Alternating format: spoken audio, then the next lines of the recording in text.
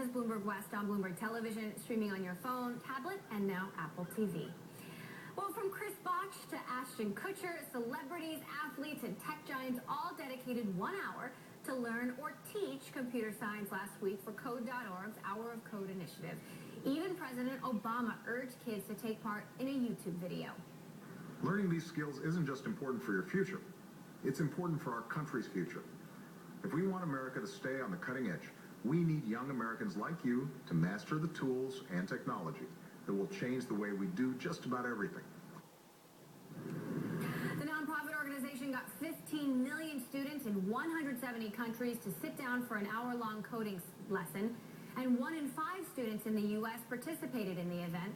So can 1 hour of code translate into many more hours of computer science education? I spoke about the initiative with Code.org co-founders Hadi and Ali Partovi. 1 week ago, basically, I was up at 2 a.m. The entire team was up, and we had 35,000 classrooms signed up to do this hour of code. And all I could think is, what if the servers can't handle it? You know, no website in history has opened its doors up to the amount of users that we were about to have. No website in history. And one of the stats that I loved is that you had more girls participate in this hour of code than in the last 70 years have participated in computer science. Is that true? Absolutely. More girls experienced computer science last week than in the history of computer science in the United States. So how are you encouraging, boys and girls equally? And how do you get teachers to do that, going forward? So one of the great things about what we did with the Hour of Code is we didn't recruit the students, we recruited the teachers. And teachers in their regular classrooms, they have an even number of boys and girls. So we didn't actually go after the girls.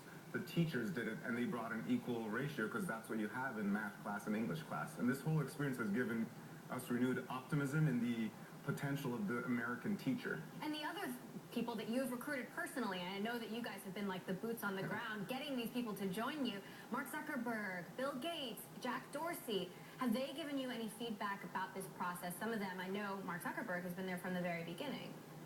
Ali? Hadi? Well, this has just been, It's hard to tell you apart, but anyway, yeah, we're identical twins. We're twins, but yeah, I mean, everybody we've asked has had such open arms embracing this just because it's good for America, it's good for our children, it's good for jobs, it's good for the economy. So very few people have thought this is not a good idea. Who's against teaching technology to kids? Now, it's been great that they've been there from the beginning. How do you get their continued support? How do you get them to keep coming back and helping you? Do you need that?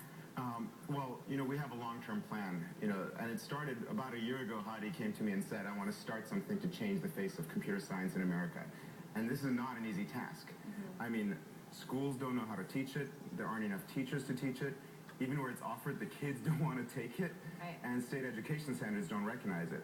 So we have a long-term plan where we said we've got to change the rules, we've got to help the schools, and we have to make it cool. And frankly, the hardest part of that is how to make it cool. Okay, really? We did that, baby. Woo!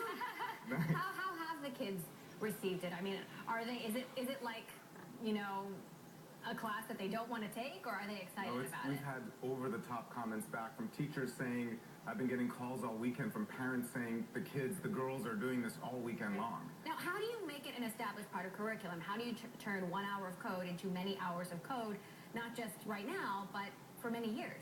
So we're doing two things. One is partnering with the school districts. We announced partnerships with both Chicago and New York, 2 of the top 3 largest districts in the country.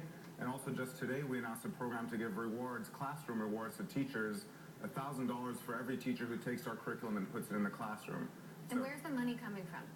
Well, we have, the support of a number of tech companies, but also people like Bill Gates, Mark Zuckerberg, Reid Hoffman. There's a whole bunch of founders and companies in the tech industry. How difficult has it been to work with the school districts? Do you find that they're open to it, or do you find that there's a lot of bureaucracy and red tape? Well, school districts always have bureaucracy and red tape, but some have been easier than others. Chicago, New York have been super easy, but there's been others that have been not nearly as easy. So, Oakland locally here, or Seattle in my hometown, both have said, this sounds interesting, but, they're not as sure. Code.org co-founders Ali and Hadi Partovi.